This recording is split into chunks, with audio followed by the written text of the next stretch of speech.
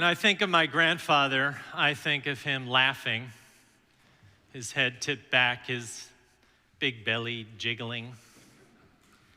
When I think of my father, I think of him smiling, kind of pursed lip with a sort of restraint that you'll see in this photo if you look at it.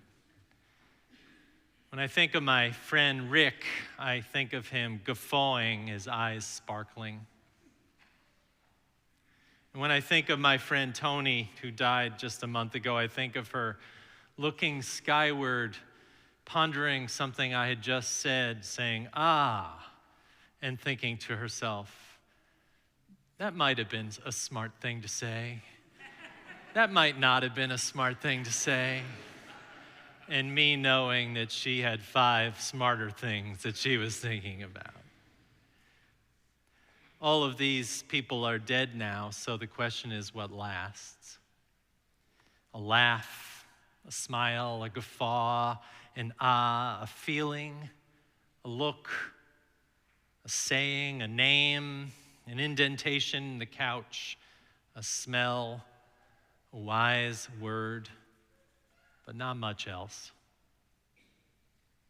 Of course, the people you spend more time with will leave more with you. The time by the lake when your spouse told you they really loved you and you believed it and it was true. The time at dinner when that disagreement bursts onto the table and one of your parents said something wise to calm it down. The breaking open of a joke in an inappropriate moment, only making it an appropriate moment. These things last, but we don't. So we could ask, what are these moments for? Amy Leach writes about what matters. You heard her writing in the reading that Beth read. I've been reading Amy Leach to soothe my soul over the last months, my aching soul for the world, because she speaks so clearly and concisely about what we're living through. In the reading today from her excellent book, The Way Things Are, in her beautiful essay, Comfortless, she writes about a comforter given to her by a beloved aunt that loses its feathers. Goodbye seems, say the feathers, we're going to float. This essay is about as much about a comforter as Moby Dick is about a whale. Leach is tapping us on the shoulder with her words, telling us that all the people we love will float off one day. As much as we know this and don't want it to be true, even when we fill the comforter with sand, heavy and warm on our bodies, or chocolates, sweet but messy, she tells us again in her conversation with the stars, and I quote, "Stars, I'm having trouble with my comforter. You're so serene. How can I be serene like you?" They will look at each other knowingly, she writes, for they have answered this question 1,000,000 times. And then they will twinkle back at me, "Person, you will never be like a star. Things for you will always float away and spill and melt. The closest thing to serenity for you is laughing." I will recognize this is true, she writes. I will stand there just another sandy, feathery, chocolate mint person laughing on the lawn. She is telling us, she is reminding us, we, the sandy, feathery, chocolate mint people, the heavy, messy, impermanent, fleeting, fragile people, that we can also have laughing and smiles and guffaws and ahs, but not much else when our loved ones go away. And we will know this is true because we know that when we pull out the photograph and haul them down off the shelf and bring them to church and light candles and sing hymns of the brave of old and all the saints from whom their labors rest, We know what is true, and that is that life is so precious and so fragile. And yes, it is important to stop in a moment like today in church and say thank you and say we love you.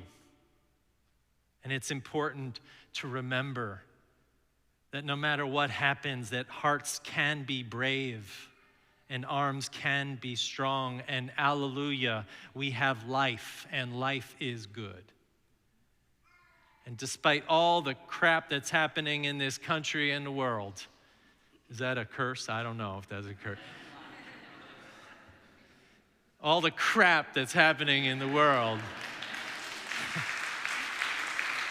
All the things that we rail about and toss over at night, all the things we lodge our protests to the stars with, the reply is always the same: that human life is a delicate affair. So laugh, smile, guffaw, respond with ah when you can to the people you love. Remember the sound of their voices, the feeling of them near, the joys they gave you, because life, not hope, is like a feather. Take that, Emily Dickinson. Life is a feather that floats off as if from a hole in a celestial comforter and cannot be put back in. And this is also our faith. We do not give you the comforter of saying that we will know that you will be with your loved ones again. We do not say that we believe our loved ones are either damned or saved, or any kind of fantasy like that. I say I am agnostic on the afterlife because I don't believe that we can really know. Now, do I want to be with my grandfather again? Yes. Do I want to smile with my gentle father again? Yes. But I can't know, and I can't make that promise to you. So what does this mean? What does this leave us with? All I can say is hold on to what you have and the love of those that you honor today, that you received.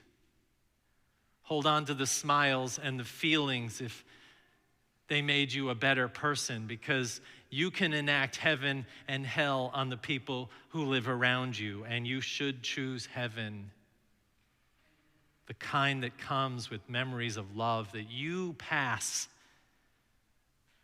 to others around you in your smiles, in your laughter, in a loving hand that you can put on your child or in your hand, in your friend's hand. You right now are a comfort if you make it your mission to pass on the things your loved ones gave you. This is maybe the purpose of All Souls Day here in this church, to remind us to look up at the stars with all our complaints, but know the reply will always be laugh, smile, guffaw at your friend, say ah, extend your love to those around you that came from those who came before you. This is what All Souls Day is in this church. So let us ritualize our love now in memory, in prayer, and in holding one another gently. Today we remind ourselves that those who died are set here in this hour to be held in this holy space and time. We remember the words of Reverend Dr. Howard Thurman, who writes, "Again and again it comes, a season of remembrance. Forgotten treasures of dreams reclaim their place. Long-lost memories come trooping back to me. This is my season of remembrance, my time of recollection. Into the challenge of my anguish, I throw the strength of all my hope. I match the darts of my despair with the treasure of my dreams. Upon the current of my heart, I float the burdens of the years. I challenge the mind of death with my love of life. And so I say to you, friends, in this season of remembrance, we belong to something bigger than we perceive. We are surrounded by a great cloud of witnesses who have gone on, and making this beautiful human tapestry up here of love and faith in the church reminds us of that. We cannot sever these connections if we do not forget them. And we can forget that we belong, but we can't remove ourselves from the great cloud of witnesses that hold us. And so today, an act of memory is an act of resistance to the disease of disconnection and spiritual loneliness and loss of faith. Our collective joy and pain puts us in the position of being in a communion with each other and the dead, and to see that connection come to life. And so, friends, today we collectively mourn and rejoice in a world that includes so many lives, ours and theirs. So we do, as we do each year, we invite you to tread lightly on the human path of life and death, gain and loss, love and loneliness, despair and hope, and to see one another, to see here a community of souls, and to see here this community that stares back at us through the ages, our family, our friends, our companions, and to hold one another today in this fragile experiment. I invite you now into this act of remembrance. And I ask that you join me today to bless the mourners who are among us, who have the memories of the dead fresh in their hearts. I invite all those of you who are mourning a death of someone who has died in the last 12 months to stand now as you're willing and able, and if not able, to raise your hands up and have a neighbor hold them. Will you stand if you are holding a death in the last 12 months? And if you wish to be stabilized one way or another, feel free to request a hand of someone near you. For you, we read this meditation from our Jewish friends and tradition. The congregation that is seated, please respond with, "We remember them." It goes like this: bless our memories now as we remember them. In the rising of the sun and in its going down, we remember them. In the blowing of the wind and in the chill of winter, we remember them. In the opening buds and in the rebirth of spring, we remember them. In the blueness of the sky and the warmth of summer, we remember them. In the rustling of the leaves and in the beauty of autumn, we remember them. When we are weary and in need of strength, we remember them. When we are lost and sick at heart, we remember them. When we have joys we yearn to share, we remember them. So long as we live, they too shall live, for they are now part of us as we remember them. Mourners, we are your ballast if you allow us to be. We are here for you. We acknowledge you today in your standing. You may be seated now. And as we do each year, we name the members of this church who have died since All Souls Day last year and present their pictures here on the screens of the sanctuary for you to receive them in love. The members of this church who have died since this day last year, they are Bill Ayers, Elaine Belcher, Ruth Bison, Irv Ebaugh, Ted Feely, Mary Freeman, Jeannie Fritz, Mary Lou Hoffman, Ian and Jenny Hunter, Dick Lombardi, Stan Mayfield, John McCready, Jackie McElhaney, Reverend Marjorie Montgomery, Rosanna Stanley, Verda Shine, Rosalinda Stone, John Toohey, and Charles Wicker.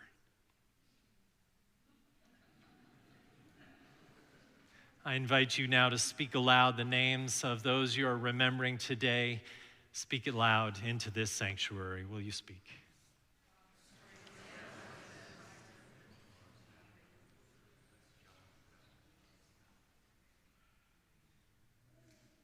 And let us join together in a moment of prayer.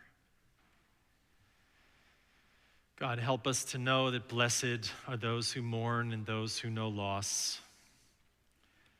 Bless those who know leftover love, those who may have lost trust in the world but find hope in seeds of remembrance or acts of friendship and affection. Bless those mourners especially today who stood in our midst, who rose to honor the passing of someone in their life, who can be held by this community. May they find peace.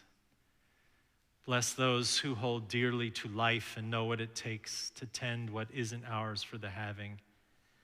Bless those who do not fear what we all must relinquish, but rejoice in life and its blessings.